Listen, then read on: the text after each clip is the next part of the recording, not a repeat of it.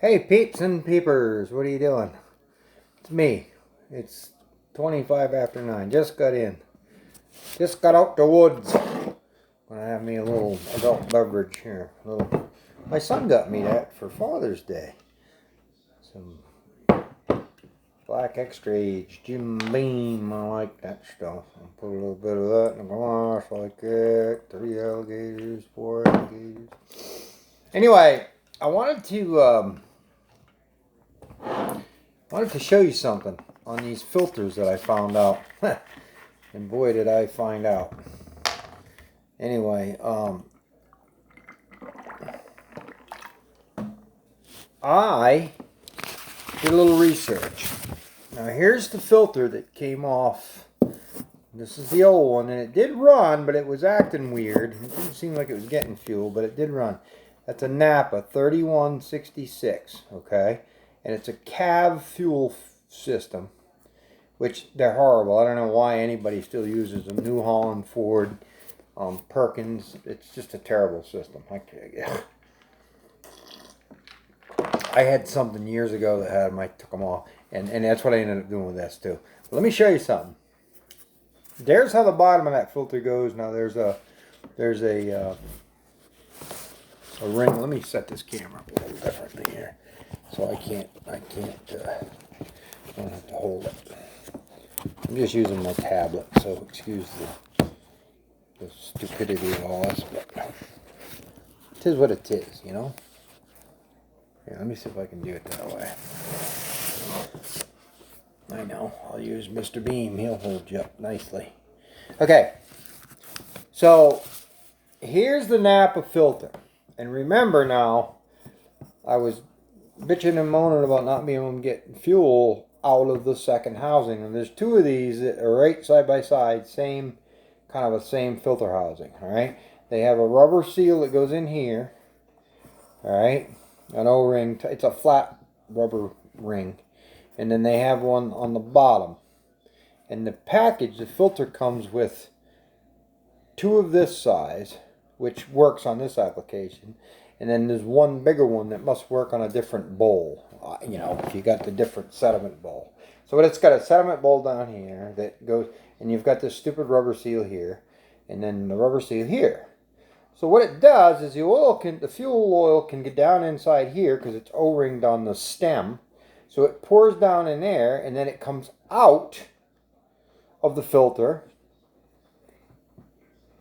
It's got to come out, I would assume, through the top, because how else is it going to get into the top of the canister where it exits to the pump? Well, get a load of this. I got on YouTubeo here, and I was watching different guys working on these things. They said, how do you bleed a CAV system? I can't figure this out, right?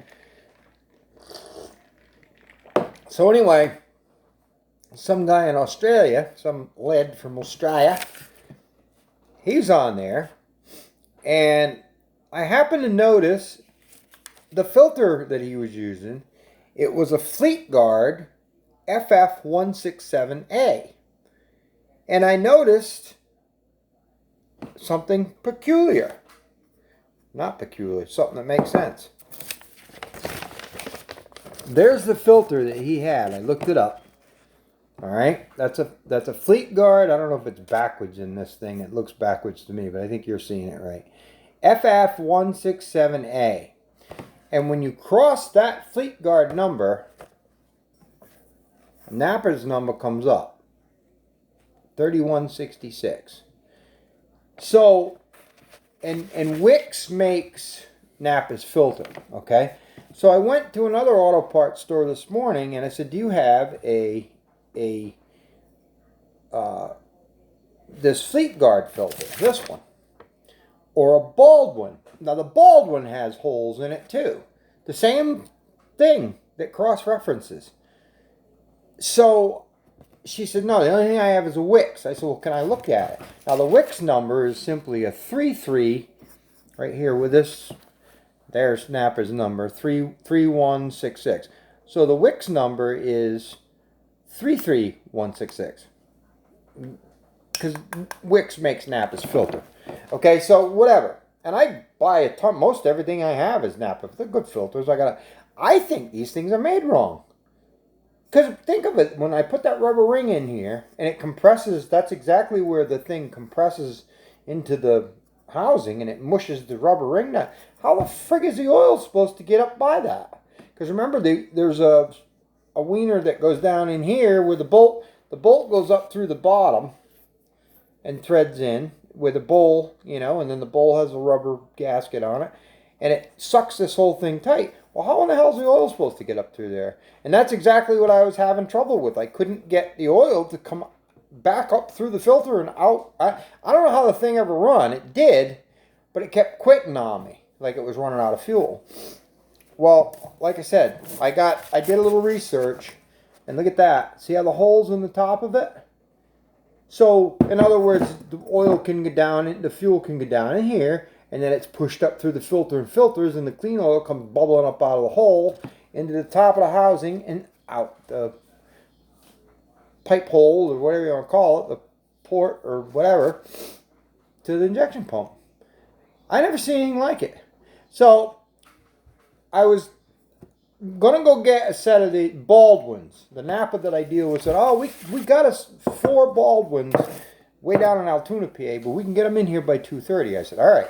So I explained this to the filter guy that I deal with at Nappa, and he's like, "Oh, that's weird." He said, and I showed him the difference, and he said, "Wow." So he said, "Well, the Baldwins got holes in them up here. I'll get you Baldwins. We'll try them." So anyway, my buddy Dougie's been helping me, and he comes down. We go down this morning, and we're gonna do other things until I can get these filters in, right? And I know what I was gonna do. I was gonna take and poke holes in this. I didn't want to drill them because I didn't want findings in it.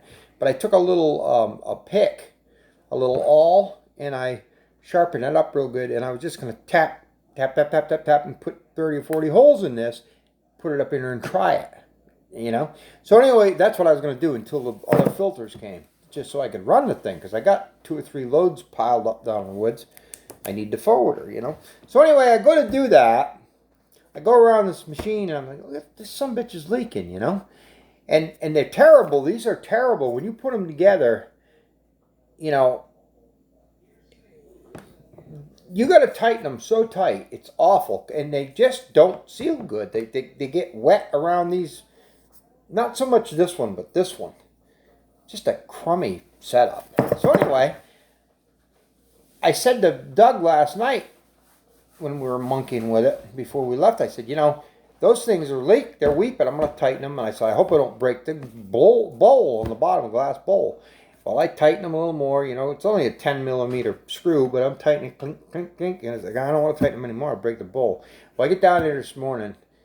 I look, and it split that bowl overnight. It split that bowl right down the middle. It fell off, and fuel was dripping. It's like, oh my freaking word. So I said, you know what? I'm done with these junks. I'm done with them. I ripped them off, and I went to a Huvis out here in Du Bois, PA, and I got a... It's an FB 1301 and an FB 1302, and it's basically the old Detroit filter base, okay? Only the old one, they used to have canisters. Well, these are spin-ons. So if you look them up, if you ever want a nice simple filter, I think one's 10 micron and one's 20. And the base, the filter base, it's FB 1301 and FB 1302, and the filters that go on it, it's like a 592. I think they're a Baldwin number, and a 593, and they're primary and secondary. So I went and got them. It was $240. We got them bolted in. I got to get some different fittings, but I canaveled the hoses so it would run, and I bled that out. I just put a radiator drain in one of the top of them so I could crack it for a bleeder. I pumped that thing up. It fired right up, and it run beautiful. I took a buggy load of wood out. I didn't get out of the woods till 9 o'clock, but so that's what, I don't know. I mean, isn't that something though? There's the one that I had in it that crosses. And there's the one, you can see the holes in it. I don't know if they just, I don't know. I don't know whether they made a bunch of them and forgot to stamp them, or if they're supposed to be this way. I don't know how they would work. But that's what I was dealing with. Remember, I was in my little pissy fit there. I'm like, I never seen anything like this. It makes no sense. And, well, there you go. I don't know if that's the case or not, but I wanted to. But thanks a lot, everybody, for sending advice and looking. But I did all that. I took that whole housing down off. I took it all apart, the little banjo. But it's just a terrible, stupid way to do something. I don't know why they do dumb shit.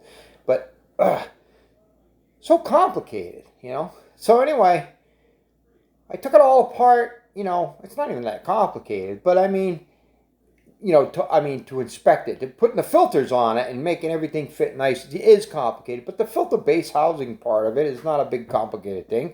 You've got 2 lines coming in and 2 lines going out, or actually 3, because it takes the return and recirculates it, which I just did with the other filter. It had an extra hole. No big deal. So anyway, it's not a big deal. I looked it all over. I made sure I put all the O-rings, all the new seals. But when you think about it, if you're sealing this, right, and it's got one way here, and the stem that goes down in it has an O-ring on it, well, that means it's not supposed to share that oil coming in, right? So it's not going to share that with, so it goes down in the filter, into the sediment bowl, flops around, dumps any water, you know, water settles if it's heavy, and then it comes back up inside of this. And it's got to come out them holes. Where the hell is it supposed to go? Because remember now, the oil seal, that O-ring fits in there, and it's clamped down onto the, you know, the housing thing. The lip fits in there and squishes out, so it can't get. I don't know how the hell that's supposed to get oil back through it. I don't know. So that's what I was dealing with. This is the crazy crap that goes on. It just blows my mind. But anyway, I fixed that. I put Baldwin filters on it. Best thing since sliced bread. Simple, easy peasy. Spin on. Put a little oil or fuel on the plastic ring and send them home, and you're done. So, all right, I'll let you guys go. Peace out. Thanks for subbing and watching. And you know, just pray that we sell equipment and we can get things settled down so I can handle it without going mad. So, but I do have some decent stuff for sale if anybody needs some stuff. So, all right, we got quite a number of calls on stuff, so that's good. See, people seem interested. All right, thanks guys, love y'all. Ta ta. Have a wonderful evening.